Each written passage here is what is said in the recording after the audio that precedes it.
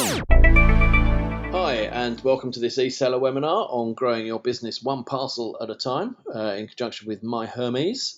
Today we're hearing from Eoin Kenneally, who's head of e-commerce at My Hermes, who's going to talk us through how to grow your business one parcel at a time. So without further ado, I shall hand you over to Eoin. Thank you very much, everybody, for attending. I hope you enjoy growing your business one parcel at a time. Within Hermes, I think there are sometimes some common delivery mistakes. I think consumers really want options. I think I wouldn't say people dislike paying for standard shipping, but I think they dislike seeing the cost of shipping being displayed. So even if it's rolled into the cost of an item, I experimented this with a fashion brand that I worked on. We were selling both on our retail site and on eBay. And within eBay, sales weren't spectacular, but the delivery price for the product was exactly the same. And within eBay, I then amalgamated the delivery cost into the cost of the product and made it look as though it was free delivery, and there was price parity across every single channel. Amazon, eBay, and the website. There was no difference, except on eBay, it's just the product price is a little bit higher, and sales instantly lifted. I think eBay was contributing hundreds of thousands of pounds annually to the business, and it simply changed because of bundling in the price, and that seems to be a real perception issue, which I think was started on eBay, but it's kind of grown across every website. Most fashion websites will give you free shipping if you purchase over a certain amount. So I think it's important to look at where your capacity is, either for rolling the price into the products, which I think you can do with many multi-channel software platforms, or where you can try and reduce it as much as possible by using a service that customers are happy to receive. I think the fewer and fewer shipping options that you're seeing at the minute is really difficult for consumers, especially there's some people out there who will pay quite a lot for more. And I think you're starting to see the emergence of same-day delivery.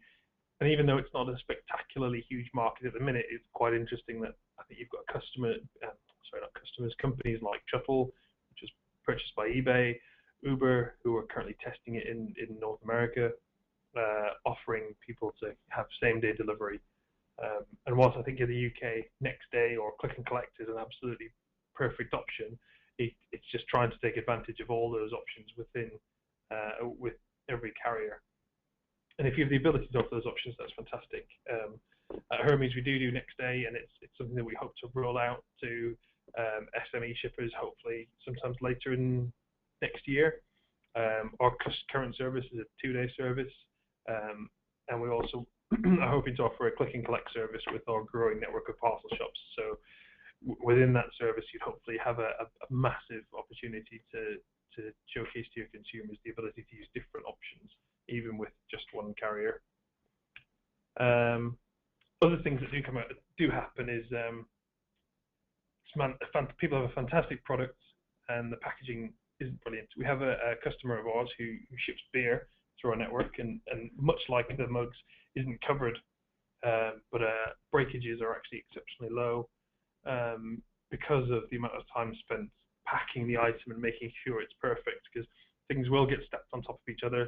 There is always a time when somebody will, I wouldn't want to say mishandle, but something will move within a cage, and it's really ensured that the materials are of high quality, that the cardboard box or any packaging is not exceptionally strong, but if it's double-walled corrugated cardboard, it's brilliant. If there's multiple items in a box, if it can be divided and also have cushioning material around the outside, this enables the product to not only arrive in pristine condition, and that's what consumers want. It just means that if there's any bumps in the road when it's on the back of a trailer, it'll be perfectly fine. One of the other things that we see within the network is reuse of boxes, which is perfect for recycling, but sometimes if it has 2 or 3 labels from different carriers still on the box, then that can get quite confusing as to where it's going to go, especially if you've got automated scanners trying to push it through the system, which I think ourselves and the Royal Mail do. in our respective hubs. And I think especially with a small item, USB sticks or pens, knives, cutlery, anything like that, little jiffy bags are fantastic because it enables an item to be bulky enough to be handled correctly, go through a sorter, not get lost or fall over anywhere. But it helps you to kind of look at your product, look at your packaging, test to see if it works, learn from any problems, and then improve it, and then carry on testing, learning, improving. And obviously, the fewer breakages, the fewer delays, the more likely the end customer is going to be really, really happy.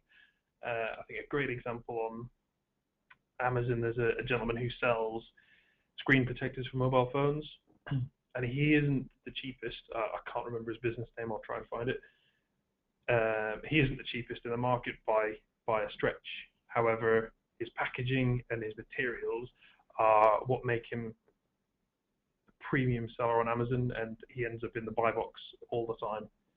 Even though Amazon undercut him on price, he still beats them on customer service, which for somebody going against Amazon is absolutely ridiculous, but it's something they hold up as an example all the time. Other things that are really, really important, especially for us as a delivery company, is getting the address right. I think stepping through the process, the minute you send that parcel out the door is the last time you'll see it. And it's not the ideal time to look at the box and go, is that address the right address? So trying to validate it really, really early on and check any questions, but it also ensures speed of service between you and the recipient, because the last thing that you want is a parcel to be halfway to Edinburgh and it should be going to Glasgow, and the customer's then going, I haven't got my item a week later, which causes confusion and returns, and it needs to be relabeled. But it's really, really important to get that address right the first time. It'll save you a huge headache. Returns is I think the biggest e-commerce headache that's only getting bigger. Recently there was new European legislation added in that any item sold by anybody online is eligible for returns. So if you are selling 2 things a week on eBay and somebody wants to return it to you up to 14 days after they received it, then now they're eligible to do that. And it's just a constant expansion of the distance selling regulations. And it's really important to be in compliance, but also know how you're going to get an item back to you when you've shipped it out, and to have a really good process of accepting returns and ensure people have the information to make that happen really quickly. Because if you have a really popular product, the last thing you want is to have it in somebody's hands who wants to send it back to you. But you can get your stock back quickly, and you can turn it around a lot quicker. I think in sending your parcels, is the price right? Is a very common question asked. I think we are one of the cheapest delivery providers. We've got the best price option in the market at the moment. But it depends what you're shipping. I think if you're selling soft goods or goods that can take some time to get there, fantastic. If you're selling an iPad, then it's highly recommended to invest in a secure shipping solution where you know you've handed it over to FedEx as an example, and it's definitely appeared in the hands of the person who purchased it from you. I think always look for tracking. It's great for customers. I think they want to know where their item is going to be, and it stops them chasing you, stops them asking you questions about where their item is all the time. And flexibility is, for example, with ourselves, we have the ability to go from you can drop it at our parcel shop. We can arrange a van collection if you get suddenly excessive volumes that you can't handle putting into a shop, or we also have the flexibility on the other end with our customers, where the courier will try them 2 or 3 times, because the last thing we want is to send an item back to you, so we'll hold on to it. And this is really important for a lot of our end customers, where their couriers, they're quite friendly with each other. So it could be that they're really, really good friends, and the courier will know them, and if they're not in, we'll know they're not in, and we'll bring them up later on in the evening and deliver it to them then, or arrange to do it the following day when they are at home. And then customer service is also key. I think within the parcels industry, there's very few companies that actually have a customer service team. And if you do run into problems, we hope nobody ever does, it's great to be able to pick up the phone and know we've got a specific team, and we've got a specific SME customer service team as well, who deal with people who ship large volumes and could be sending thousands of items, but just want to query one or two, and it enables them to be fast-tracked through our customer service team. It's also important, I think, to learn as you go.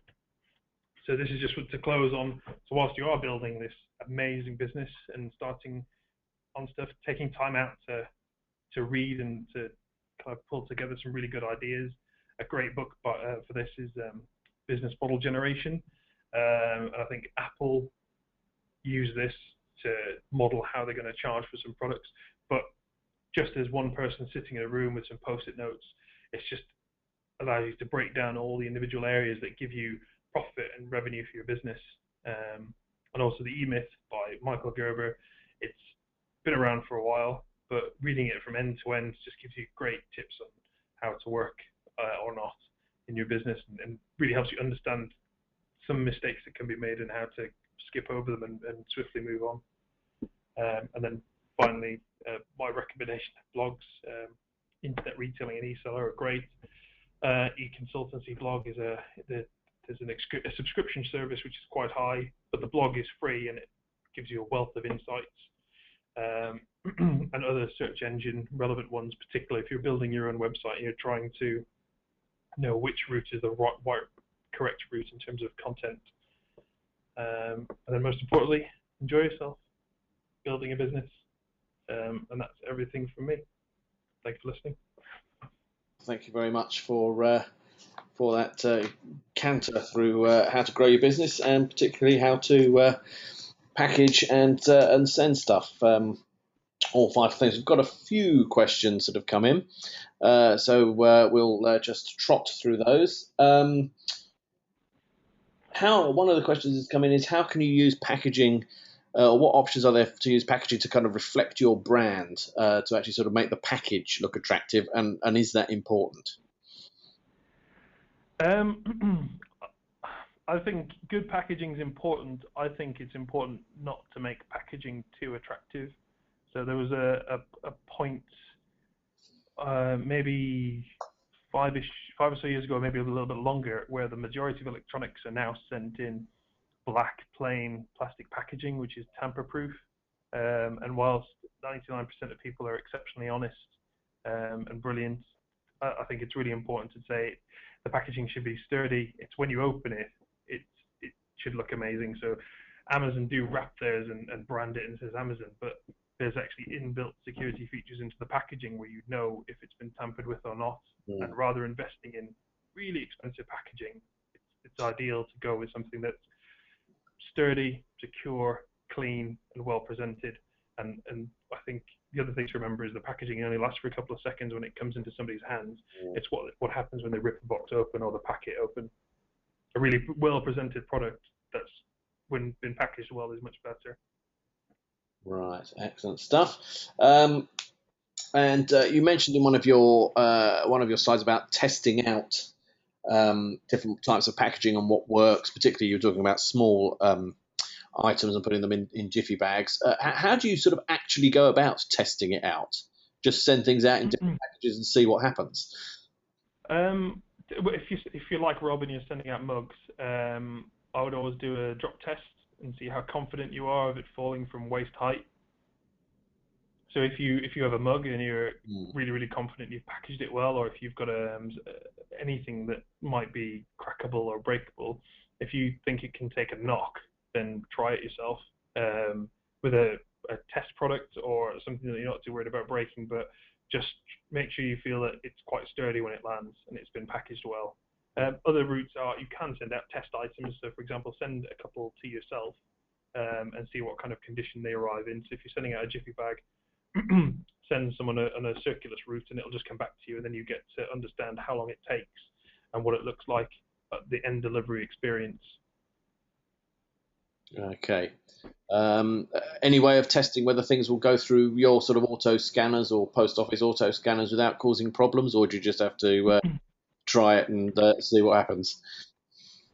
I think in our hubs it's automatic. In our depots, it's a mixture of manual and automatic. So for both ourselves and the post office, if it will be red, we'll still process it. We can see it. I think for ourselves, I think if you're printing it out and the barcode you can see it, that's great. But the actual text that's on the label. So I think unlike the Royal Mail, most delivery companies, if you printed out the label, and we don't have to read your handwriting, which is fantastic because mine's illegible.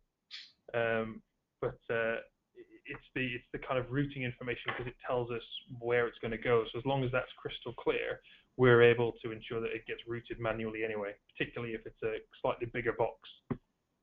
Right. Okay, lovely. And one more that's just popped up. This is quite specific. Does My Hermes have any plans to integrate with any international carriers? Yes. So we're in the process of currently testing our European network. So we are Hermes is quite a big European delivery carrier. So at the moment we're testing about 19 countries, and I think we're hoping to go up to about 30. And the My Hermes platform, we're looking at trying to do that solution as well this year. We are looking at maybe perhaps later in the year or into 2016 how we could do international in terms of global, but the European solution is the one that we're looking at the minute. Okay, great. And sticking with the sort of overseas element, someone's just asked, where can I find information on shipping abroad? You can, a company which is actually a reseller of ours, a company called Parcels to Go, have quite a lot of information on their website about shipping abroad, and in that I think there's, when you are shipping items abroad, do be careful because it can be quite perilous. I think shipping into countries like Brazil and the United States, if you're a big corporate company, can seem quite easy, but if you make a mistake, the mistake can be really expensive. I think the Brazilian government charged something like $1,000 if something goes wrong, and they'll just hold the item and won't send it back to you, but they'll send you a bill. And the same goes for the United States. I think if you are shipping abroad, I would stick with English-speaking countries first to get used to it, especially North America and Australia, because they've got really well-written instructions. And countries that are emerging, especially BRIC nations, I think just really the rules on them are different for every single one. So stepping through the process for every single one can be quite laborious. Okay, great. And we have one last thing, which is not actually a. Oh no, hang on, they're coming in thick and fast.